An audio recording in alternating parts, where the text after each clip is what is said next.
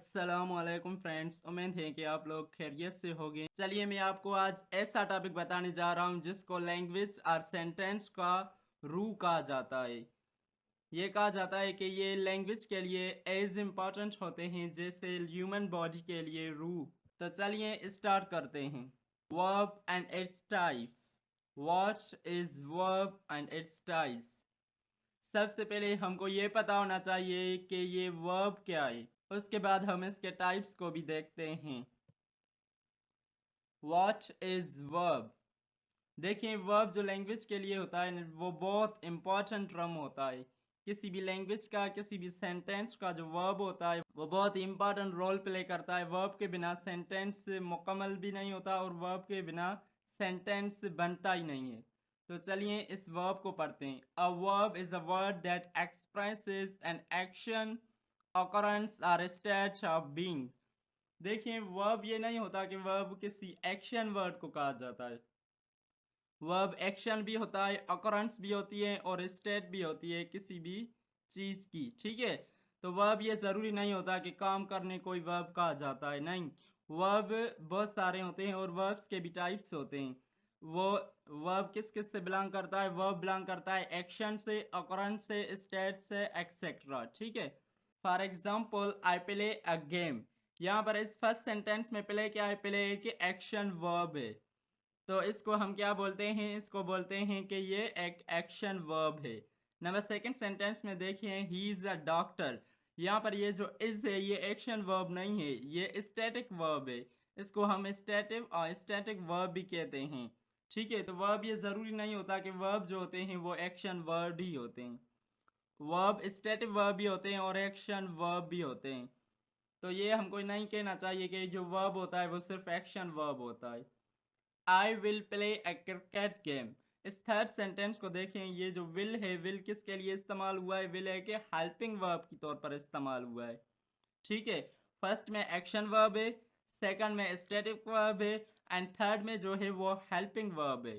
Third में main verb भी है और हेल्पिंग वर्ब भी है। वर्ब को हम इस तीनों कैटेगरी में भी देख सकते हैं और बांट सकते हैं। वर्ब के बहुत सारे टाइप्स होते हैं, जैसे कि प्ले एक एक्शन वर्ब है, इज स्टैटिक वर्ब है एंड विल क्या है? विल एक हेल्पिंग वर्ब है। तो चलिए इसके टाइप्स को पढ़ते हैं। There are two types of verb. देखिए, किसी भी लैंग्वेज में बहुत सारे वर्ब्स होते हैं, लेकिन जो बेसिक टाइप्स होते हैं वर्ब्स के वो दो होते हैं। Number first is finite, number second one is non finite. अगर हम इससे थोड़ा आगे जाएं तो किसी भी लैंग्वेज के जो वर्ब्स होते हैं वो फाइनाइट होते हैं, सिर्फ और सिर्फ फाइनाइट होते हैं, नॉन फाइनाइट नहीं होते। लेकिन कुछ वर्ब्स जो होते हैं वो फंक्शन डिफरेंट करते हैं, तो उसको हम नॉन फाइनाइट कैटेगरी में भी देखते हैं। इसलिए उसको नॉन फाइनाइट कैटेगरी में डिवाइड किया गया है। तो चलिए जानते हैं कि फाइनाइट और नॉन फाइनाइट में डिफरेंस क्या है और ये दोनों किस तरह काम करते हैं। Number first is what is finite verb. Finite verb को डायनामिक वर्ब भी कहते हैं। देखिए, डायनामिक वर्ड की मीनिंग क्या है? डायनामिक वर्ड की मीनिंग है चेंजेबल, यानी कि ऐसा वर्ब जो चेंज होता है according to sentence, according to subject, उसको हम क्या बोलते हैं? फाइनाइट वर्ब बोलते हैं। Finite verbs are that have a specific form and functions in a sentence, and they are essential for conveying meaning and structure in language. Finite verb is a verb that changes its condition according to tense, subject, etc. देखिए, ये जो finite verbs होते हैं वो अपनी शक्ल change करते हैं एज अ डिफरेंट फंक्शन करने के लिए। वो टेंस के हिसाब से भी अपनी शक्ल चेंज करते हैं, वो सब्जेक्ट के हिसाब से भी अपनी शक्ल चेंज करते हैं। अगर सब्जेक्ट डिफरेंस हुआ तो वो अपनी शक्ल भी डिफरेंस करेंगे, अगर सब्जेक्ट सेम हुआ तो वो अपनी शक्ल भी सेम ही रखेंगे। तो चलिए एग्जाम्पल के साथ समझते हैं। Number first, he gave him a book. यहाँ पर गेव क्या है? यहाँ पर गेव है कि पास्ट सिंपल टेंस है। अगर इसको हम चेंज करें पास्ट पार्टिसिपल में तो वो क्या बन जाता है? He had given a book.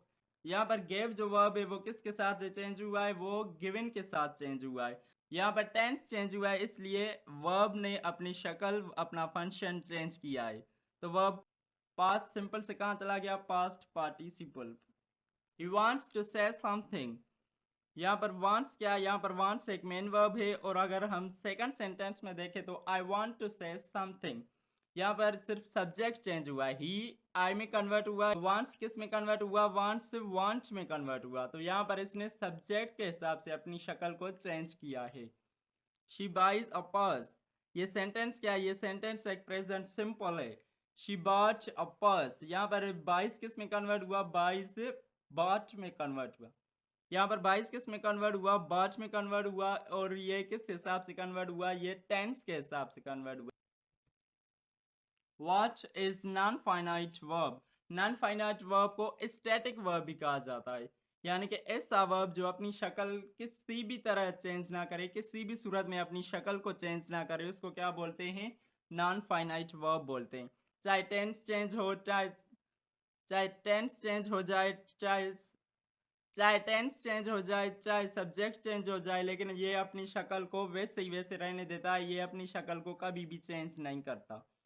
Non-finite verb is a verb that never changes its condition according to tense, subject, etc. ये कभी भी अपनी शक्ल को तब्दील नहीं करता, वो चाहे टेंस तब्दील हो जाए या सब्जेक्ट तब्दील हो जाए।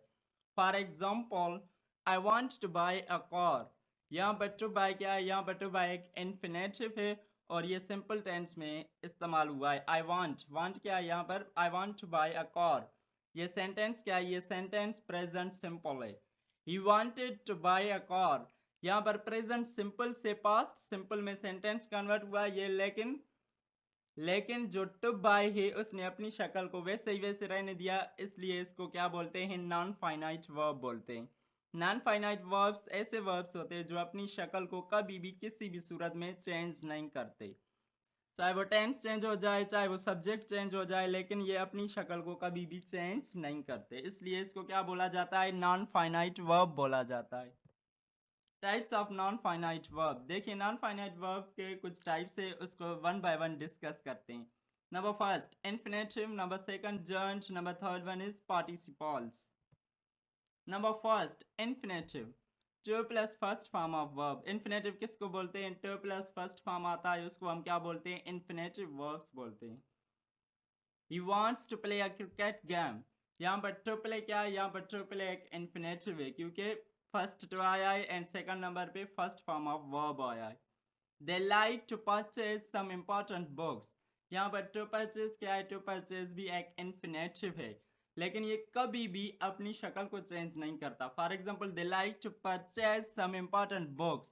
अगर इस प्रेजेंट सिंपल टेंस को हम पास्ट सिंपल में कन्वर्ट करें, पास्ट पार्टिसिपल में कन्वर्ट करें, लेकिन ये वैसा ही वैसा रहेगा, to purchase. For example, they had liked to purchase some important books, यहाँ पर टू परचेज वैसा ही वैसा रहा, और हमने टेंस को किस में कन्वर्ट किया, टेंस को पास्ट पार्टिसिपल में कन्वर्ट किया, लेकिन ये जो टू परचेज है ये वैसे ही वैसा रहा, लेकिन ये जो टू परचेज है ये वैसा ही वैसा रहा, इसलिए हम क्या बोलते हैं, जो नॉन फाइनाइट वर्ब्स होते हैं वो कभी भी शक्ल को चेंज नहीं करते।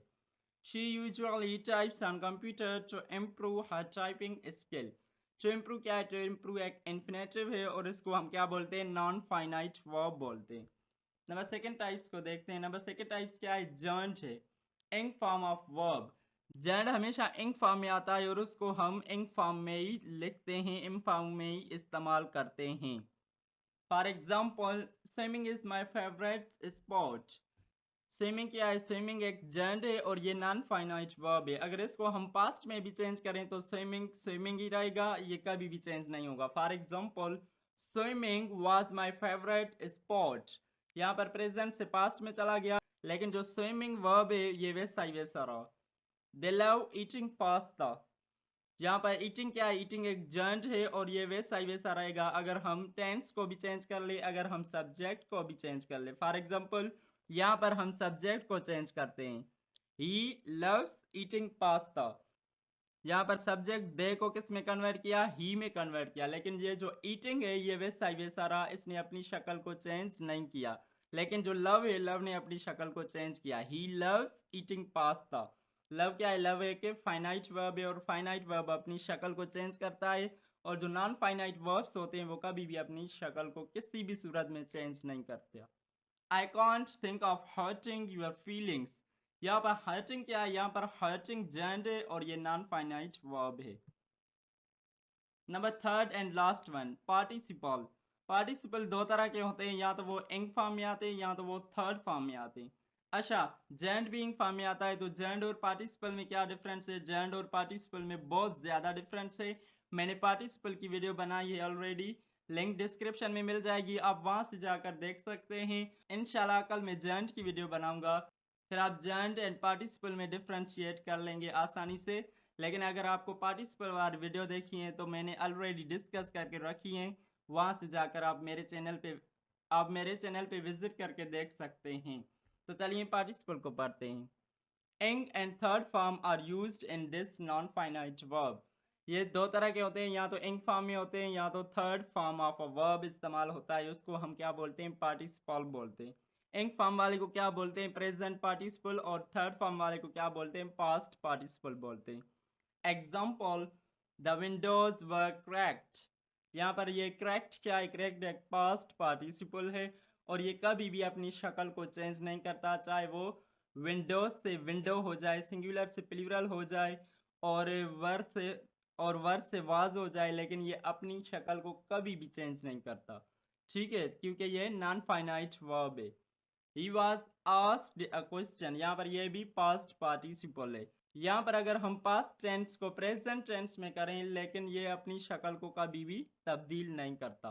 For example, he was asked a question, ये क्या है? यहाँ पर ये भी पास्ट पार्टिसिपल है और ये भी कभी भी अपनी शक्ल को तब्दील नहीं होने देता। Thanks for watching my video. If you have any question regarding this topic, you can ask me through comment section.